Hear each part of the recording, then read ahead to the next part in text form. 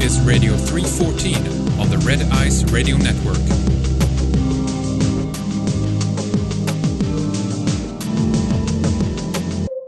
Welcome everyone, I'm Lana, and today we're doing something different. We're recording the radio show as usual, but we also have cameras in the studio, and we're recording a video version for members, which is a first. So if you're a member, log in at redicemembers.com to watch this radio interview. My guest is also joining on webcam. I discovered her YouTube channel via a listener. So with that, welcome Blonde in the Belly of the Beast. Thank you for being here. Hi, thanks for inviting me. So how is it living in Seattle? I know you just moved up there, right, about a year ago. So what's it like up there these days? I lived there years ago, but it was very different because everyone wore flannels and it was the grunge era, but I know it's really changed. So what's it like these days? It's kind of been overrun by feminists. I live in Capitol Hill, which is a particularly liberal area, but they will just sniff out conservatism. They're very serious about it. I'm not sure if you watched the video where I talk about my coworkers hearing me say that I don't hate Trump. That's all I said. I don't hate him. And it was like people were in my office like in an uproar because of that.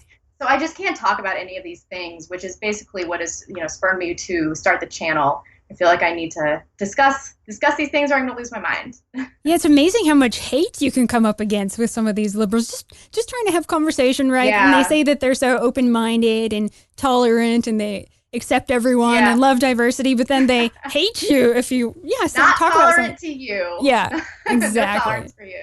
Oh my gosh. I mean, the tolerance only extends to things that they agree with. I think that's almost universal of liberalism. It's like the defining characteristic, You must be tolerant of everybody except for conservatives or anybody that has a conservative thought. There's the huge double standard. So when I was up there in the 90s, actually guys were wearing, well, actually it was very late 90s, but guys were wearing the flannels, the whole grunge scene. But now I see, and guys were more manly back then, they actually listened to rock and roll. They went to Nirvana concerts. They drank beer. They were a little different, a little rougher, tougher kind of woodsy men in Washington. But now you see it's this hipster look, and they're skinny, they're scrawny, they're feminine. But now the flannel has come back. But those guys are trying to claim that with the beard and the manly look, right? So they're trying to make up for it in appearance, but they're not actually like real men anymore, Yeah, lots of effeminate men here. Before I had a boyfriend dating, it was just a nightmare. I was going out with this guy, and he was like, "I need you to parallel park my car. I can't do it myself." And so I had to parallel park. Like things like that were happening on dates all the time. And these were like the most conservative, most rugged men that I could find out here. And still I was just like, oh my God, did your dad teach you how to do any of these things? Now, what about the support for Bernie? Are you seeing Bernie signs everywhere? Everyone's just loving him. There's been a couple rallies up there too, right? Yeah, definitely. He's huge out here. And I'm not seeing a lot of Hillary support, surprisingly. I thought there would be more amongst my female colleagues, but they're all for Bernie. I'm kind of baffled by it. I know you just moved up there, but there is a woman who's on your city council from India, and I wanted to play a little clip so you can get a flavor of actually who's on your city council and the type of people that we have moving into these very white areas, right? Mm-hmm. So let's play the clip.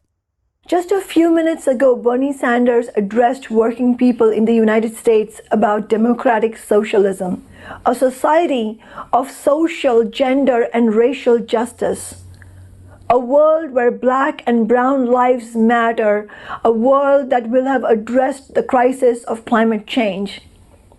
We need democratic public control over these corporations so that resources can be used to benefit society as a whole. And we see the shadow of that barbarism here in the US with huge poverty next to exorbitant wealth and the rise of anti-immigrant racist policies emanating from the Republican Party. Yeah, it's not. We can organize the fight back against the billionaire class. Join me in this struggle. Join Socialist Alternative. Oh, it's not socialist. It's actually just straight up. She's a Trotskyite. She loves communism. We actually found another video of her where she's talking and there's Trotsky behind her. This is a guy who helped orchestrate, the mass murder of millions of people, who said that Stalin was not hard enough, that he needed to use more military action, that he needed to go out and export the revolution, right? And murder people to bring them their version of socialism, as they say. So she was actually born in India, She went to college there, the whole thing. And then she said that she discovered, the caste system there, and it was very difficult for her. So she started getting into kind of socialist politics. So then why did she have to come to Seattle? And now she's in Seattle pushing racism, sexism, homophobia, class. Like, go to your country and do this, right? Where there are actual issues in those departments, not these contrived issues. Like, there are no issues. People are not, anti-homosexual here. You can do anything under the sun in Seattle and face no social judgment. Nothing. I mean, it's wild. These issues don't exist here. And even non-whites, right? They have it great in Seattle. I live there. People love people that aren't white up there, right? Yeah, definitely. Ugh. I've never seen anything racist happen here before, ever. Yeah, I know. And it's funny, too, how they're using climate change, too. She keeps talking about climate change. And Bernie's saying climate change is the most important issue, so we need to go in there. What's the solution? Complete takeover of all these businesses. I'm like, okay, well, that's communism, right? Yeah, really. It's her MO, though. So do you have concerns about, putting your face out there these days? I certainly do. I'm really worried about my job, and I talk about this kind of ad nauseum in my videos because it just, like, of all the concerns that I'm having about this, I think losing my job is number one. Just based on the reaction that I had about that Trump comment. People know that I'm conservative, and as soon as people found that out, it kind of poisoned the well for me a little bit at work, and I could tell that people were treating me differently. So I cannot imagine what it would be like if any of them saw this. Like, I bet that I would just get, a call from HR, and they'd be like, we got to talk to you. And then they'd be like, we're going to let you go for an unspecified reason. I don't think they would be like, it's because of these videos. But it's an at-will state, so I can be fired for any reason or no reason at all. And I think that if anybody in my company saw these, that they would immediately, try to fire me. I'm sure. Yeah, that's awful. There's a lot of people like us and what, people are kind of calling the alt-right. They have to hide underneath avatars. They can't come out with their names because they won't be able to feed their family. They'll get picked on, I think there's going to come a time when people like us are going to come out of the shadows more, I mean, I use my real name, but there is repercussions for that. But, whatever. I don't care at this point. So I have to ask, why do you think you're in, you lived in the Midwest, and I noticed the areas that are the most diverse, if you will, are all voting for Trump, right? They've experienced diversity, right? And they're all sitting here voting for Trump and immigration controls. And then the places that are the widest tend to go either communist or what we call cuck-servative, right? Like these kind of sellout Republicans. Why do you think some of the widest areas are always the most left? I think it's kind of the luxury of being in the elite. There's not a lot of intermingling with a low socioeconomic background. So they don't really see a lot of the problems that diversity does cause. So it is this luxury that they're able to say that, that we need diversity, that it's a strength, because they aren't really seeing the damage that it's causing. It's true. And also generally, if you are in Scandinavia or Europe or other wide areas, we have high trust societies, right? So we always want to believe everyone is good and everyone is equal, but it's a lie, Exactly. Right. And like you say, you have to actually experience diversity to know what it is. Mm-hmm. So, trying to awaken younger white women to, cultural Marxism, feminism, the war on European culture, it's a very difficult task. So how did you come to these subjects? I went to University of Missouri, which everybody has been seeing in the news. And it wasn't quite like that when I went there, but I did see a lot of things in college. For example, I read this book. It was assigned in my English 101 class called The Tortilla Curtain. And it's about this illegal Mexican immigrant family that moves to the United States, and they're starving to death. So they have to eat like a house cat. And that's not like the typical experience of the illegal immigrant. They do pretty well when they're out there. But this is what America's youth is being taught, that classes are being subjugated that really aren't, that all of these things are happening, these race relations. And that's how we've ended up with this generation of crybabies, which you see at Mizzou, which is a great example. So that's kind of where it started. I started learning these things in college, and I was like, this seems like nonsense. And then subsequently, I worked in corporate finance in New York, and that's a very liberal city. And I was working with a lot of women, career women with children and without children. So I was able to see a lot of that, how feminism had ruined their lives. And so basically every city that I've moved to, I've kind of accrued a little bit more of these liberal mentalities and just pointed out their flaws, and then eventually arrived at the set of views that I have right now. Now, did you grow up in a conservative household, or were they more left? They were pretty middle of the road. Recently, they've been politically erratic. Like every time I talk to my mom, she's like, I love Hillary, I love Trump. I'm like, what What are you talking about? But they instilled in me free thinking, which I think is generally more of a conservative attribute. So I guess I kind of grew up in a conservative household, but they weren't huge right wingers or anything like that. I think they voted for Obama twice. I'm not sure about that. Plus, you know, a lot of the Republicans nowadays, they're actually pretty much Democrats now in a lot of their views, you know? It's That's like true. Kasich, I mean, he might as well be running for a Democrat when you hear him, you know? Yeah, that's true. So why do you think the majority of women are really especially swept into liberal values and feminism? What's the draw for women specifically? One of the things that happened earlier this year, you know, I hate saying the term the red pill, but I did kind of take the red pill, and it was hard for me to admit that women do have a bit of a, I don't want to say herding instinct, but like we are more susceptible to social pressures than men. And I think that's probably why there are fewer women on YouTube and things like that. And I think that that kind of pressure is pushing women that otherwise would be apathetic into a feminist group. I mean, whenever I say that I'm not a feminist, people will be like, "You don't want equality for women?" And that's the attitude that people have. Like, "Oh, if you don't want feminism, then you're a traitor to your own gender." And if women believe that, then they're going to fall into that category just to avoid the social repercussions. And I think that that's probably been why the movement has gotten so out of hand. I think in order to, you know, I always get that question, well, how do we change that trend, you know, because women really respond to trends and what's fashionable. I think it would really take other females basically who are kind of sexy and strong and iconic to be more conservative, to be more alt-right, to get other women to follow.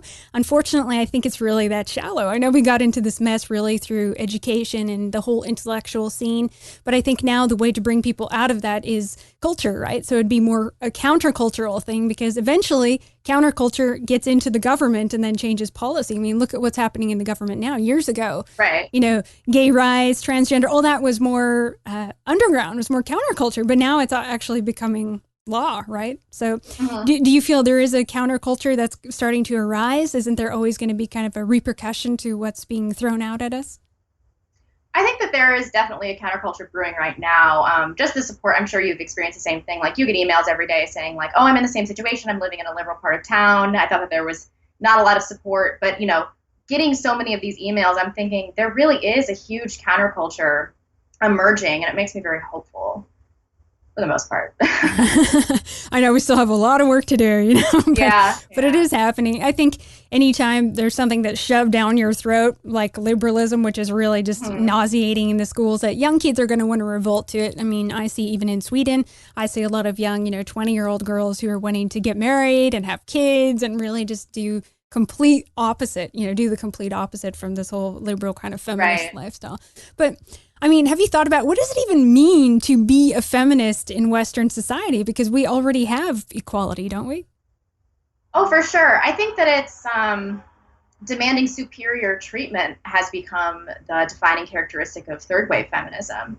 I mean, they can demand basically anything, act in any way that they want. People have to tolerate it, otherwise be deemed as sexist. I mean, they've really played everybody masterfully. I'm kind of impressed, actually, that they've taken such a stronghold on society. But it doesn't mean what it used to. I think that, suffragettes actually wanted equality for women. They weren't looking 100 years ahead and being like, wow, this is going to really mess things up. They really did want equality, but that's not what's happening anymore.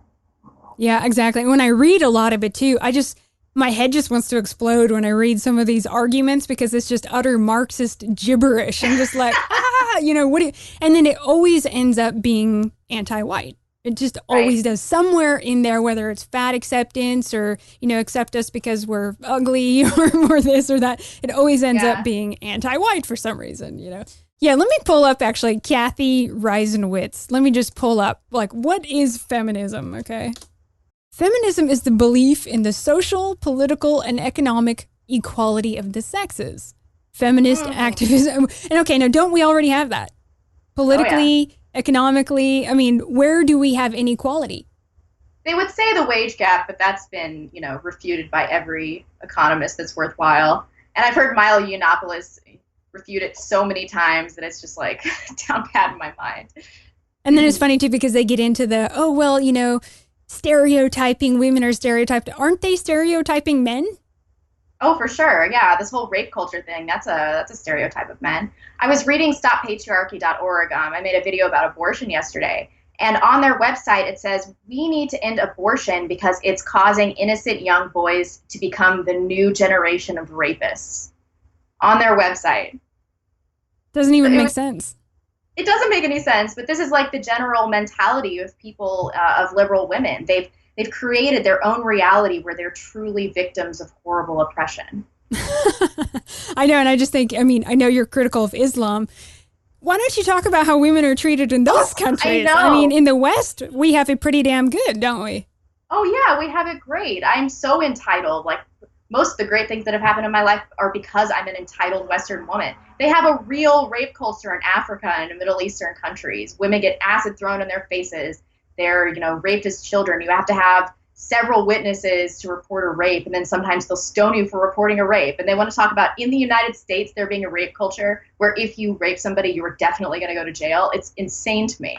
Yeah, I know. I always ask them, what do you want? And they always say equality. And I always say, point to me where you're not equal.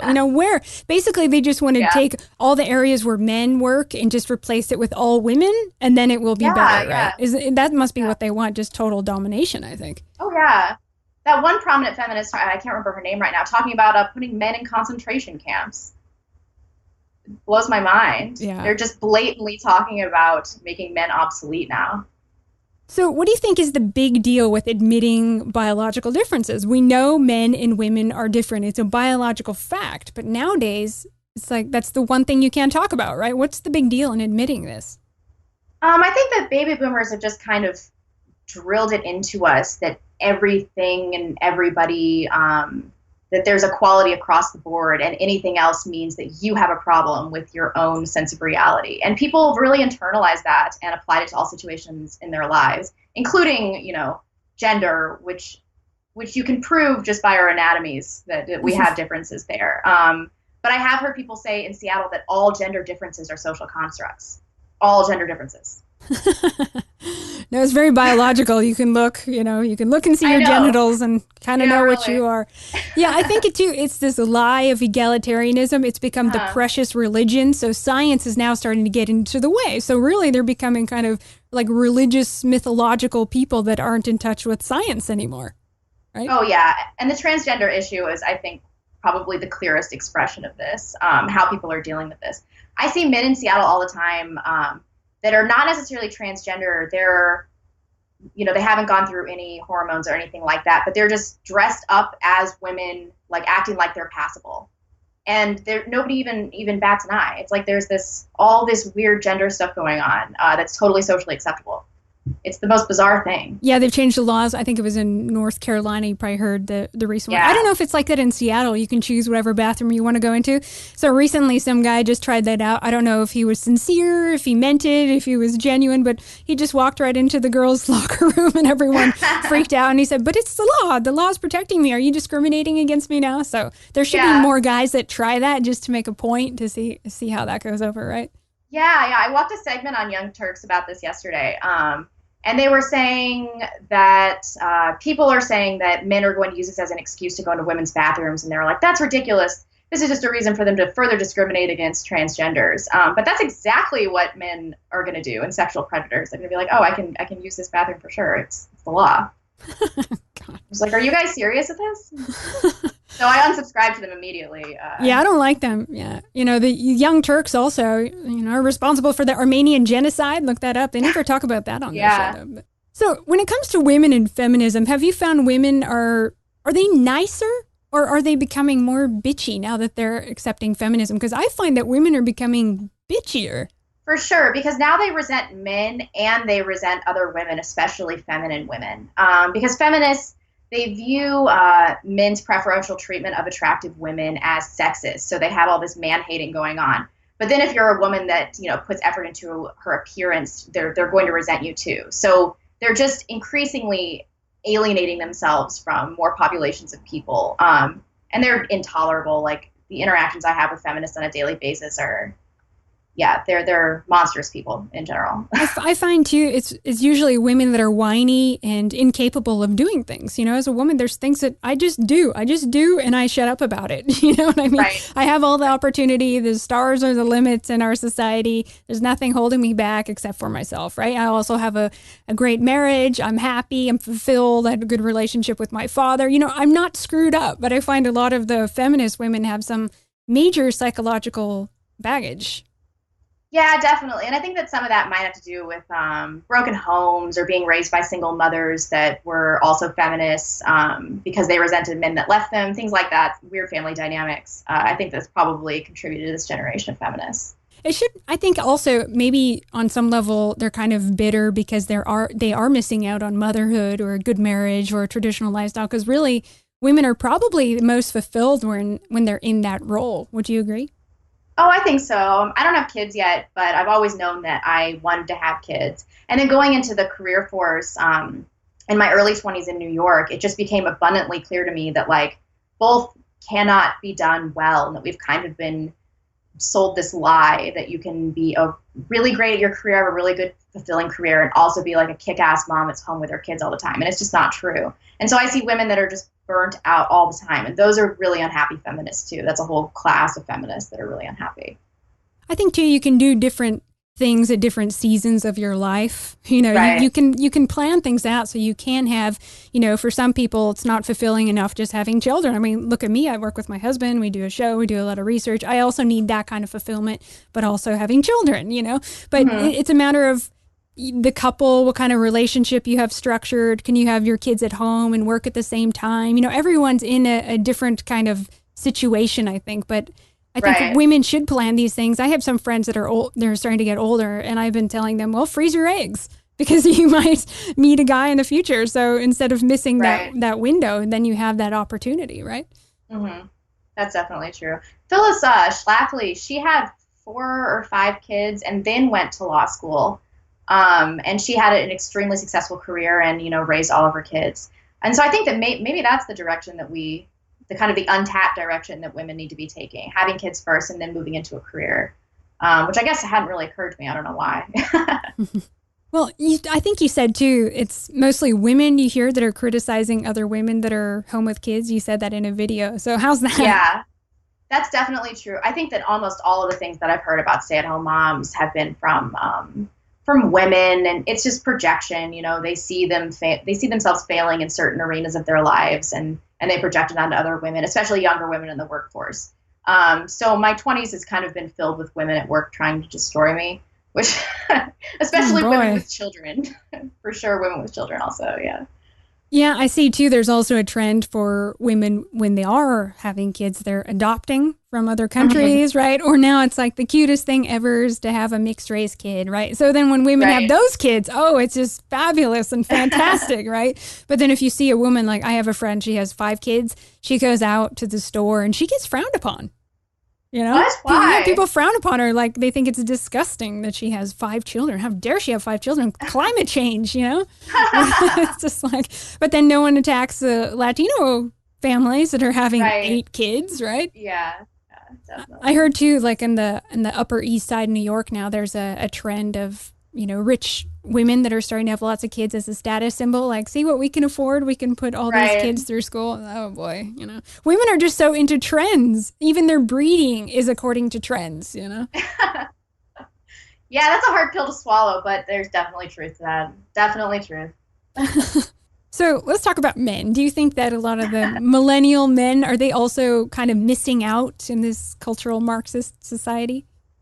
I think so. I mean, I advocate traditionalism. I don't think it's for everybody. But I do think that not just women, but people are generally happier when they have kids and when they have families. And hardly any of my friends are married. Hardly any of them are having kids. And we are missing out on the fruits of a good marriage. We are just kind of this generation of flippant children. We never really grew out of this stage. We have arrested development, and I think all of us are missing out. Yeah, I think men too. there's the whole pickup artist scene and men going their own way. But you can tell that a lot of them are just really miserable. You know what I mean? Yeah. So obviously that's not working out for you, either whoring yourself around and sleeping with different women every night. Yeah, definitely. That doesn't sound fulfilling. I mean, it's fun for a little while, but at a certain point, you're going to be like a 45-year-old guy at a club. And no matter how rich you are, girls are going to be like, gross, dude. Yeah, and you're going to go home alone. You're going to be like, I wish I had, like some kids and a wife. Yeah. That's not to say that everybody should get married. If you don't want to get married, don't get married. Sure, it's not for everyone. That's not what I'm saying too. I mean, I think there's some people maybe it's better that they don't have kids. So that's why actually a lot of these feminists, I think it's really a blessing. Maybe nature is doing its work by saying, telling them not to have kids, right? Yeah, they remove themselves from the gene pool. I'm like, thank you very much, thank you. Well, and that's how I feel with some of these guys. Maybe they can't get a woman. Well, okay, I guess only the fit and the strong will get to have children in the end, right? Yeah, that's true. I think that some of those guys have legitimate gripes, and some of them have just had problems with women their entire lives, or issues with their moms. I'm hearing a lot of that in my comment section. People that have really poor relationships with their moms, or their mom divorced their dad, and then they would see manifestations of that in their own relationships, and they were like, no, I'm out. And then that's how they ended up being MGTOW. So I hear that story pretty frequently. I interviewed some of those guys long ago, actually, on this show a few years ago now. Some of the men rights advocates and men going their own way. And I think that it's a good first stepping stone to kind of realize what's wrong in our civilization and kind of how Western society is falling apart. But I don't think staying there long term is a healthy thing. Eventually, then you're like, okay, now we need solutions. And I see that a lot of the alt-right sector, if you will, is presenting some of those solutions. Nationalism is presenting a lot of those solutions too, So I have seen a lot of MRA guys kind of go into more nationalist kind of politics and whatnot, which I think is a natural transition, actually. Mm-hmm. Yeah, and we're social beings, and to some degree we should be able to coexist. The sexes should be able to coexist. So we have to develop solutions to these problems, which was the point of my video, Why Can't We Be Friends, which, caused a huge stir in the Men Go Their Own Way community and the MGTOW community. I seem to have really pissed some people off. But really, I do think that we just need to be posing solutions for how we can improve gender relations. But a lot of those guys are like, no, we're out. And I kind of see why. I mean, feminists have pushed them to the edge. And what did they expect? They expected men just to be there for them no matter what, always. I mean, what's left? They've completely lost incentive to be married. I mean, why would you? The divorce laws vastly favor women. Women are so entitled these days. 70% of divorces are initiated by women. It's like, why would any man get married? And all these women are like, no one will marry me.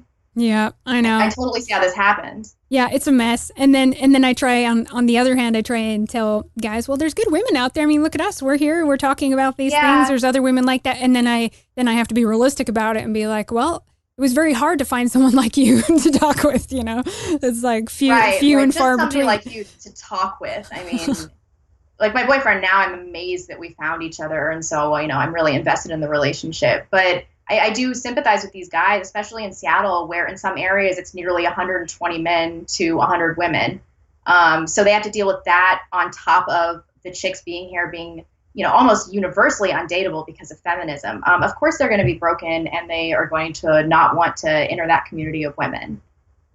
Do you think that all this time online is kind of interfering with the natural process of dating and actually meeting people in the real world, asking people out? Because I see a lot of the younger kind of Twitter generation, they're almost a little uncomfortable around women in the real world, Yeah, I definitely think so. And before I met my boyfriend, we met on Match, but online dating is kind of this community where you actually visibly see all of your options for other people to date. And so it makes you less invested in a relationship in the beginning. You're not going to put any emotional investment that otherwise you would have. So it has created kind of this generation of people that aren't super amped to get into relationships or will trade off or trade up, without thinking about it too much.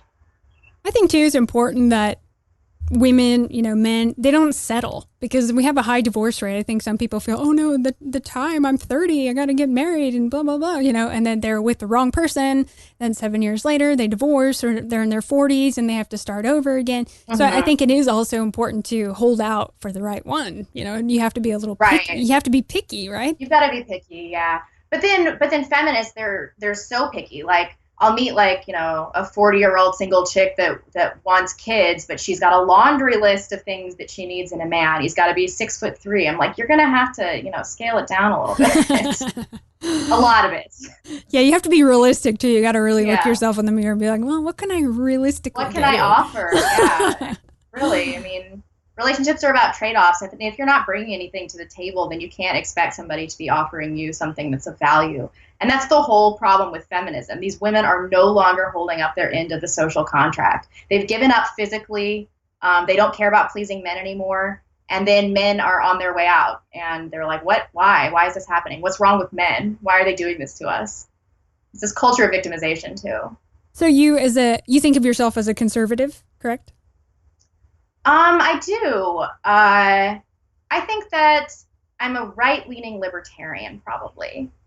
But as of late, since I've kind of taken some different views on abortion and learned some more about gay marriage, I think that I've definitely pushed myself a little bit more into the conservative camp, which I never would have identified as before. This is kind of new.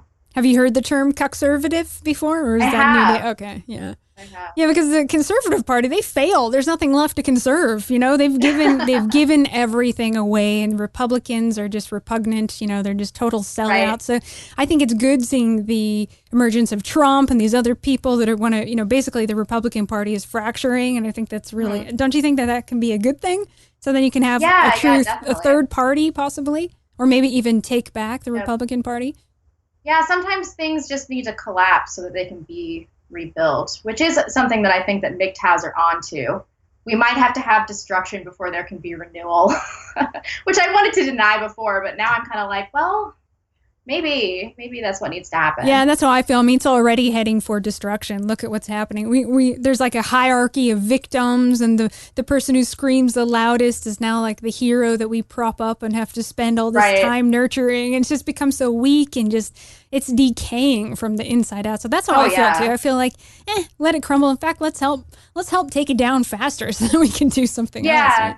There's definitely some truth to that. And that's kind of where I've been at odds with some of the MGTOWs, because I'm like, well, I think we should be doing everything that we can to save the good parts of our society. I mean, I don't think that we're going to like go into a period of anarchy or anything like that. It's not going to be like some dystopian future.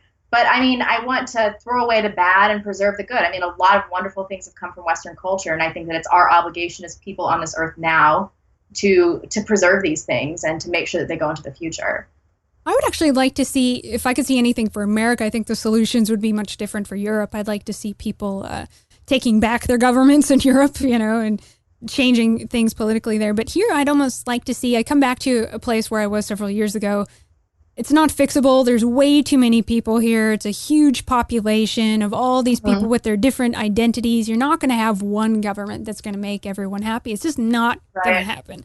So I would rather see secession happen here. And I think people should fight for that. Like agree to break up and split up different territories. So if they want to have their gay utopia here, their commie utopia, because I don't want to live with those people either as a nationalist, I mean, I want to, I guess I think of myself more as like a tribalist now, more so, something bigger than nationalist, because it's so hard to even get a nation together anymore because of all the people within it that are fighting for all their own different little interests.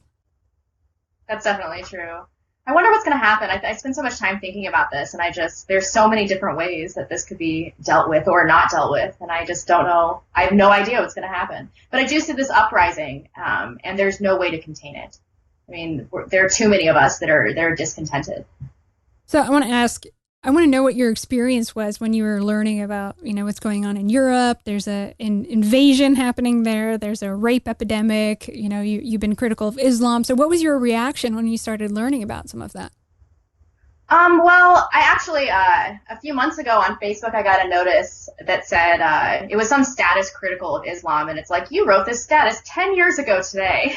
And I was like, wow, I guess I realized this in high school. It was a long time ago that the seed had been planted. But I didn't really start dealing with this on a deeper level until I took a trip to Europe last November. And I just couldn't believe how much the cultural identity of all the places that I had visited had changed from the time previous that I visited, which was only 5 or 6 years before that. And it saddened me deeply. I was just so sad this whole trip. And then I got into some really scary situations with some migrants. And I was like, I think that some of these, even Paris, I was like, I think some of these cities might be lost. Mm. It just blew my mind. I was at a train station in Austria, and I was just surrounded by this group of migrants that were clearly enraged just because I was not getting up to move from the waiting area so that they all could sit down, even though I'd been there first. But I was in Western garb. I was traveling alone. And I took some pictures of these guys, but like they wanted me dead. Like they were looking at me like I was the filthiest, most disgusting Western whore they'd ever seen. I was scum of the earth, and they were talking about me and laughing. Like I didn't get up and move, and it was one of the prouder moments of my life. But now I'm kind of like, that was stupid. This is before Cologne. This is a week before the Bataclan incident. I was in Europe. It's alarming, isn't it? I mean, it's disturbing. We're in America, but we're Europeans. That's our continent, our motherland, our fatherland, right? We're Europeans. So it's very painful for me watching it and seeing what's happening. And it's all men, right? It's all men. And coming in there and lots of raping, living in Sweden. Sweden virtually had no crime. Rape is just something that you just didn't hear about. Things were safe there. Now it's the rape capital of Europe. Right. It's unbelievable. I heard that they will not collect sexual assault statistics in Sweden based on demographic. Is this true? Yeah. It's not like America. America, you could actually still look up, African American, Asian, white. There, they don't do that. And I also heard that it's gone up 1,400% in some areas of Sweden. Is that true? Is that true, Henrik? Yes, he's saying yes. Jeez. Yeah. Well, speaking of that, I want to play you a clip. There's a feminist by the name of Lacey Green. Have you heard of her? Oh, yeah. For sure. Someone asked her about Rotherham and the rape scandal. Let's get her reaction to that. I am here with Lacey Green. Say hi. Hi. What is your opinion on what happened in Rotherham, England? What happened in Rotherham, England? Yeah, the big rape scandal in Rotherham. I'm not familiar with it. Oh, oops, sorry. There you go. Oh, come on. Idiots. None of these feminists know about it. They don't care about it. And when you see what some of these savages do to the women there, the way they look after they're done with them, with their legs literally broken back and gutted. I mean, it's disgusting. I wish I never looked at those pictures. 1,400 girls were involved. 1,400 girls. And wasn't this over the course of like 20 years? Yeah. I mean, come on. Every feminist should know about this. And there's a rape culture in the United States of America. Screw you guys. I know, exactly. And we got to get in their face and be louder about it and put them on the spot. It's time for them to answer some of these questions. But what do they try and do? They'll try and charge you of racism, right? Yeah, seriously. So we're the ones that actually want equality for women. Yeah, I know, exactly. I mean, it's just awful. And they just look the other way. They don't even know about it. They're just so obsessed with what's happening here in America, and they're creating things that aren't even happening. I mean, we are not oppressed. Women are not oppressed in America. Please present some evidence, because no one has presented evidence of how we're oppressed, They'll find some. They'll make up some wage gap nonsense. So how do you look at Islam coming into the West and now into America? What are your thoughts on that? A lot of the refugees that are flooding in here, a lot of the immigration, there's some areas that are completely taken over by Muslim populations. I think it's hugely problematic because Islam is inherently incompatible with Western values. The things that they believe, nobody would ever tolerate in action in the United States of America. And people that support mass migration aren't really thinking about the deeper implications of what that's going to mean to our cultural identity. I think that they have a myopic focus on compassion, or at least the appearance of compassion, and that trumps all of the reality of the situation, which is that these people are unassimilable. They're coming from countries where our values are completely unaligned, and they have really different views on sexual relationships between men and women, and it's going to cause huge cultural problems. And we're seeing these things, happen in Europe, and everybody's like, "Oh, why is this happening?" It's like, this is going to continue to happen, and it's totally predictable. Just look at their culture, look at what they believe. Of course, this is what's going to happen. How would you like to see men responding to this situation? As a woman, how do you think men should respond to the invasion that's happening? In the United States? Yeah, in the United States and Europe. I'd like to see more nationalism. I I think that that would solve a lot of problems. I think that a lot of this is rooted in this apathy, especially with men, because they've been marginalized and alienated by their culture. And so they don't really have any skin in the game. They're like, why am I going to die and defend myself for this country and these women that have betrayed me? I'm not going to do that. And so there's not really a huge element of nationalism. And I think, why would there be? I think if we can renew that in any way, it would be really beneficial. Now, when you say nationalism, people call you a racist and a Nazi, right? Yeah, totally. Have you been called that? Yep. Yeah, for sure. I mean, people have been on Twitter, go burn a cross and you want all black people to die. I'm like, what? Yeah, where do they come up with this stuff, It's just amazing. I don't know. I think that they think that calling me a racist is going to be what is most deeply hurtful and offensive to me. But that's what's most deeply and hurtful and offensive to them. They don't seem to realize that it just bounces off of me because I know I'm not racist. I'm never going to not be friends with somebody because they're black or something like that. Like, on an individual basis, none of this crap matters to me. I don't really care. I'm talking about larger social trends. So I know I'm not racist. So when somebody calls me that, I'm like, it just bounces right off me. I don't care at all. But they keep at it, the cross burning. They really like to say that. So what do you think when you hear things in the news? You're constantly hearing it. White privilege. What do you think about that when you're charged with white privilege by the media every day? Oh man. Well, I've been thinking lately. I've been reading an Ann Coulter book, How the Left Wants to Turn Our Country into a Third World Hellhole. Mm-hmm. And she talks a lot about Asian privilege, which has never really occurred to me before. But on average, they do make more money than white people. They have all these benefits, and nobody talks about Asian privilege, but really it's just because they're a hardworking people. And I think that kind of addresses things. It's not really white privilege. I think that I'm privileged, but I think that that's because I'm a woman. Yeah, it's interesting. It would be like us going into China exactly and saying, there's all this Chinese privilege here. Well, their ancestors, they worked hard to build it up and to earn that privilege. Yeah, definitely. Of course they want to pass that on to their children. I mean, that's absurd. What, they want to just give it away to strangers? I mean, this is lunacy. Only white people get charged with this. And it's only when white people become successful, they say, oh, it's because they stepped all over someone or they're privileged. But then if it's some non-white family that becomes successful, oh, they were such good, hardworking folks who made it from nothing, right? Right. Well, actually, I wanted to ask you, we hear the term a lot, traditional, being a traditional woman, how do you see in this modern day being a traditional woman? What does that really mean to you? To me, it means, I think it means being a mom that's in like a feminine role in a traditional marriage. Most of the time, there are some exceptions where you're staying home with your kids. I think that's like the most cookie cutter definition of traditionalism to me. Yeah, some people think right away it's some kind of religious thing or something. And I mean, yeah. I'm not Christian, I think I'm more pagan, but I think that if you go back far enough in even the pre-Christian times, we had these family values. The family unit was a very strong part of our culture back then, right?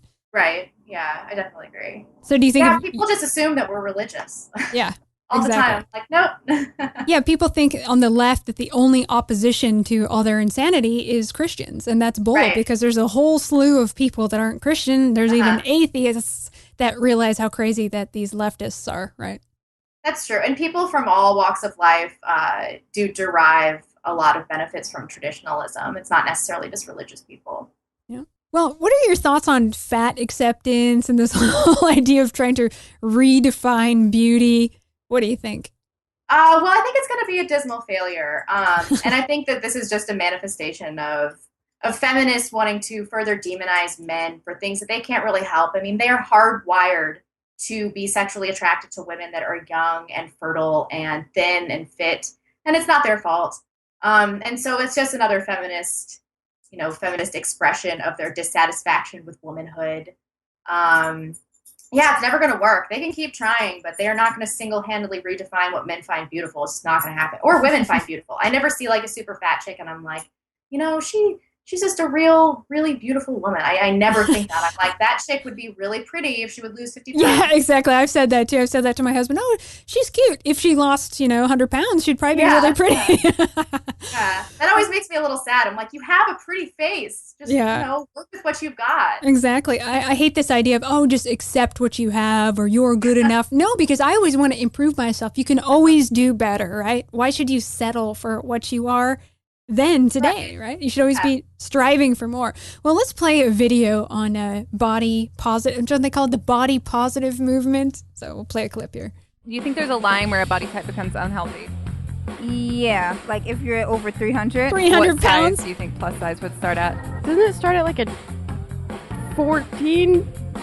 I don't know. I mean, if you're overweight, then it's obviously not healthy. What would you say would be the opposite of plus size? Petite? Like normal? How would you define normal?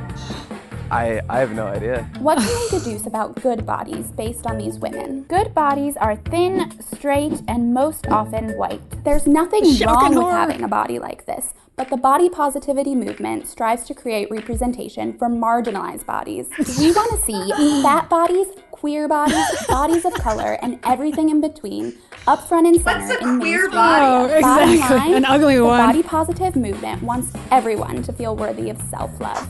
Whether your body looks like that slender woman on the TV, like your favorite plus-size blogger, or anything in between, you deserve to feel beautiful, and you deserve to feel worthy. It's that simple. So it's funny how everyone wants to see themselves, right? She wants to see more of her represented, right? She wants to see fat mannequins when she goes to Macy's. But then forget all those, the thin, beautiful white girls that also want to see themselves represented, right? Now we have to also see all these other body types. So now all these manufacturers have to have 50 different types of mannequins to satisfy this whole body positive movement. And I mean, and it's destructive what she's doing to herself. Being overweight is destructive, right? Totally. And she's another one. That girl had a perfectly fine face. She could bring it from like a 4 to a 7. She could do it. Well, and I think actually how you look says a lot about you, right? You can read a lot about people, how they look. Yeah, definitely. And this doesn't apply to men too. Like, I never hear any campaigning about, male fat acceptance ever. When do you ever hear that? And these women still are free to objectify men and talk about their bodies, but they're like, no one can call me fat. That's really what it's about. It's just ridiculous, I mean, this is society going down the toilet. Oh yeah. I mean, go onto YouTube and the shock and horror that I did those, but body positive, fat acceptance, just look at the quality of people in these videos. I mean, this is disgusting. We should be shaming these people. We should be fat shaming because we're saving lives by fat shaming, right? Shame has been a perfectly fine way to keep people in line for centuries. I don't know what the problem with shame is here. Look at the Japanese. Those people are governed by shame and they are orderly people. Yes, they are. Yeah, I've been accused of, having thin privilege. Have you got that one? You've probably got the beautiful privilege, right? You're privileged because you're pretty. Where does it end? Until they're going to just mass murder all the people that are thin and pretty and able-bodied and nationalists. Just kill them all so that they can all feel comfortable and better about their own bodies, right? Yeah, and the thin privilege, I only got that a few times, but it was this one chick several times, and I was like, listen, I work really hard to, I work out a lot. I'm always wearing makeup. I spend a lot of money on my personal appearance. It's not like I just wake up in the morning and, there are a lot of things that go into not being a fat ass. It takes discipline. It takes discipline, right? Yeah. And I know some of it's hereditary, but very seldom is there a morbidly obese person where their affliction is 100% hereditary. That is extremely rare. It's almost always lifestyle choices. So how is it up in the Northwest? I remember living up there. There wasn't as many fat people. What's it like these days? Is there a lot of obese people up there? Not obese, but it's like the feminist fat, a 6 chick in between the range of 160 and 200 pounds. But she's not 500 pounds, but she's pretty fat. I see a lot of that. Lots of pretty fat chicks. Well, speaking of that, let's cue up another video. Here's a feminist. Her name is Roxanne Gay, and she is gay, which is kind of funny. So So you are a bad feminist. So you're terrible at all that stuff. Huh? Oh, yes. What made you a bad feminist? When did you decide that you were bad at this? And why did you want to write a whole book about it? Well, I think instruction manuals are important. So I decided probably about 4 years ago, I should really document how bad I am at everything. If there's a young feminist at home who's getting better at it, what do you want her to get from the book? You want her to get worse at it, right? It's a boy, right? That is a I boy. want her to be able to accept herself. I don't think for so. Whatever feminist she is, and stop worrying about good or bad feminism. It's a girl. Just practice feminism. Right. And I hope that my book shows her that all you have to do is be yourself and be committed to what you believe in, and things will be all right. You can take showers if you're a feminist. Yes. You can be nice to men. Nah. On Fridays. Only on Fridays. What about the ultimate feminist book, like literature, 50 Shades of Grey? I love 50 Shades of Grey. You read them all? Oh, yeah. Is the character, is she a feminist? Far be it from me to tell another woman what she is or is not. That's true. I will say that she has never masturbated before the books start. Right. So I wonder about how feminist she can be if she's never touched her own genitals. Okay, so feminism, what is it? It's someone that touches their own genitals. Absolutely. A feminist can change her own oil. Okay. She has no problem, grooming her own mustache. Okay. And nightly she burns bras as offerings. Right. To the gods of feminism. She burns sage and bras. Absolutely. And her cat. Yes. Okay, I know she's partially joking, but they're really disgusting. A lot of these feminists, the butch kind of dykey feminists. I mean, they're just repulsive to me. Oh yeah. Lena Dunham is my favorite example of feminism because she's just constantly accosting me with her disgusting body. I hate watching Girls. I've got to admit that I've seen every episode of Girls. Because she never ceases to amaze me with the stuff that she'll just put out there and act like she's so brave. But she's like, look at my gross body. In this new season of Girls, she has a scene where she just shows her entire vagina. I hate to admit it, but for study, I watched a couple episodes and that was the first one that I happened to see. It was just a full on, just opened her legs, showing her beaver there, not groomed, showing it off to some guy, it was like some principal or something. She was, or I don't know, some guy she worked for. Yeah, she was trying to get her way, so then she, flashes her crotch there. Yeah, and then there was a couple others where she was just full on nude, laying on the couch, and she looked like a beached whale or something. I mean, there was tons of rolls on her body. But she's demanding that we be attracted to her. To that I say no. Gross, Lena Dunham. Gross. Yeah. So why were you watching that? I'm surprised. I read I read Jezebel a lot too because I just I thirst for these things that are going to make me angry. I don't know why. Maybe I'm just looking for material. But because she's kind of the epitome of the millennial feminist and she's the self-ordained feminist queen of our generation. And so I want to see what she's putting out there. I mean, she's the most entitled woman, perhaps, that I've ever encountered. It's unbelievable the stuff that comes out of her mouth. And I'm kind of transfixed. I just can't look away. It's like a car accident. So what do you think of the sexual behavior of a lot of young women today? I think that we're kind of taught that promiscuity is acceptable. And then I think that most girls go through college and they realize this makes me feel bad about myself. I don't know why this is what everybody's doing. And then they continue to do it. And then, it destroys their self-esteem. I think that this is not the way society should be going. I think sexual liberation has been largely a lie that men have benefited from and women have definitely lost in. Yeah, I mean, you'd have to feel soulless after a while if you're sleeping with so many different people. I mean, there's repercussions for that, And then there was this one show, what was it, Faking It on MTV. Have you seen that one? Oh, that's another one for study. I've planned to do something on it. But these young kids, I mean, they're 16. They've already had orgies and anal sex and been, they've been everywhere already by the time they're 18. I mean, that can't be good, folks. Oh, no. Yeah, some of my female friends have had hundreds of sexual partners. Really? Hundreds, huh? Hundreds. And especially my gay male friends, which number amongst the most promiscuous. Some of them have had, 500-600 sexual partners. It's insane. Just meeting people on Grindr or Tinder. Grindr, yeah. Yeah, just hooking up with strangers all the time. It's wild. Oh God.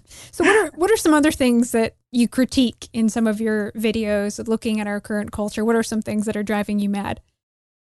My most recent video that I put out last night was about abortion, because I saw a sign outside of my apartment against a post, a little neon sign, and it said, "On-demand abortion, no apologies, stoppatriarchy.org." And this blew my mind. I was so mad because I was like, this almost seems like a joke, stoppatriarchy.org. And then I started thinking through like my friends that have had abortions, and it really started to bother me. And I'm like, this is just another thing that I didn't realize was an example of just the decline of our culture. So as of late, that's been my big gripe. Yeah, well, mothers need to be teaching their daughters about their natural fertility cycles so that they can avoid getting pregnant, right? Yeah, that's definitely true.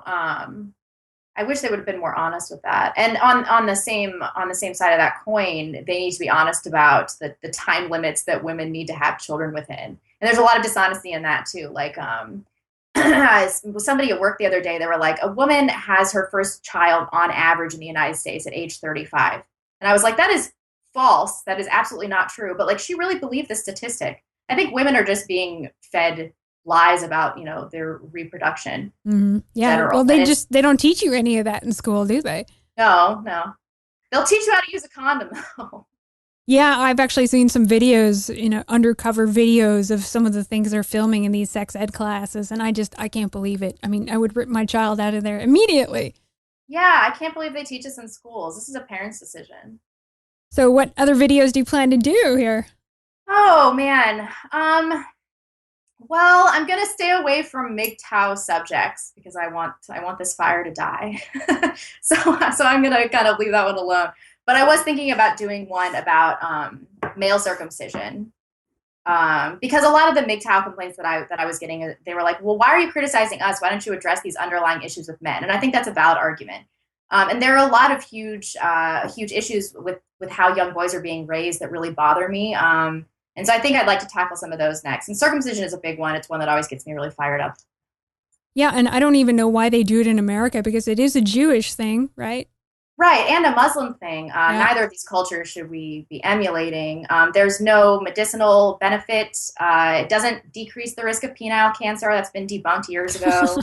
Nature made it right, folks. I know, nature made it right. The foreskin has a lot of purposes. And then they'll always give me the cleanliness argument. I'm like, what guy doesn't know how to clean his foreskin? Men are not that stupid. And then I get the argument like, well, it's really ugly. I'm like, that's just social conditioning because we've been doing this genital mutilation practice inexplicably for, decades, centuries. That just tells you how far gone we are from nature, when we're doing that. That's definitely true, yeah. So I think that's the next video, but I've got so many queued up, and some of them I think are just too controversial and that I'm not really ready to release. I actually have a backlog of things that I've filmed that I'm like, I don't know. I think it's good. We got to push the limits. Things are starting to go more in our direction, so we got to kind of help it go further to the right. Yeah, definitely. And people are fed up with the left. That's definitely true, yeah. And the two that I'm most worried about sending out, I did one on repealing suffrage, which is not going to be received well. So I'm not gonna release that one yet. And then there's one about race and IQ that I'm also like, I don't know about this one. Are you kind of pulling some research maybe from Jared Taylor, American Renaissance?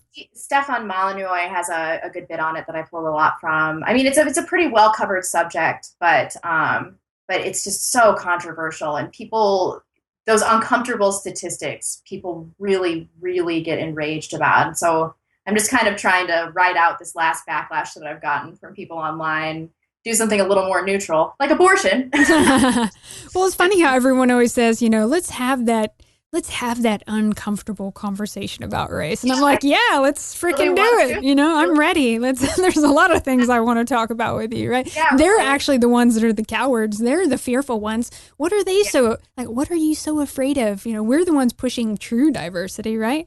Yeah, that's true. I mean, they would have to address that sub-Saharan Africa has on average 75 IQ. Yeah. And that there are Jewish communities that have on average 117 IQs. So that's already going to cause some huge problems in their narrative. They don't want to talk about this, don't want to. So that's one for a few weeks when I've regained some of my composure and self-confidence. All right. Well, I hope you push the limit, and maybe we'll have you back in the future to come back and talk about some other things, and we can just comment on the madness of everything going on, because it's too easy. You know, it's like libtards are low-hanging fruit. They're sitting ducks for mockery. I mean, it's time to really just blast them, you know? Yep, they deserve it.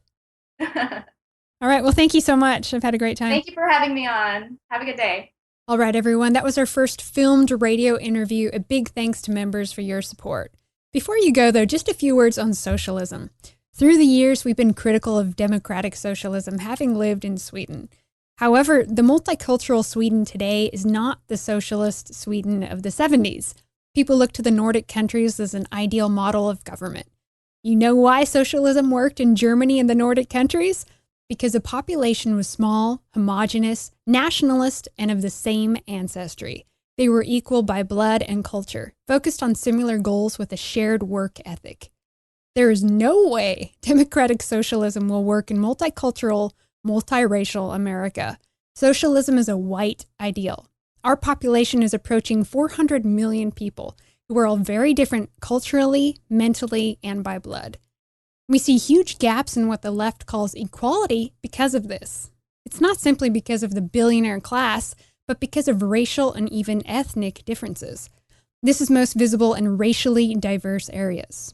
Add identity politics and special interest groups to the mix. There's no way America in all its diversity will align under one ideology, not without violence. The left points fingers at bankers and corporations, but they don't identify the true globalist elites. And what's their solution? Trotskyism. The American Bolsheviks aren't just targeting class and the rich, but they're seeking to destroy all differences while claiming to be fighting racism, sexism, and homophobia. They're enemies of nature, of humanity, and they view the natural hierarchy or aristocracy as something inherently evil that must be destroyed. They're self-righteous, globalist Marxists whose ultimate goal is to export their ideology to the rest of the world by force if necessary. Nationalists are also critical of bankers, capitalism, and the Federal Reserve, but their solution is local, grounded in blood and soil, not utopian social constructs. That's it for me. Have a great night, everyone.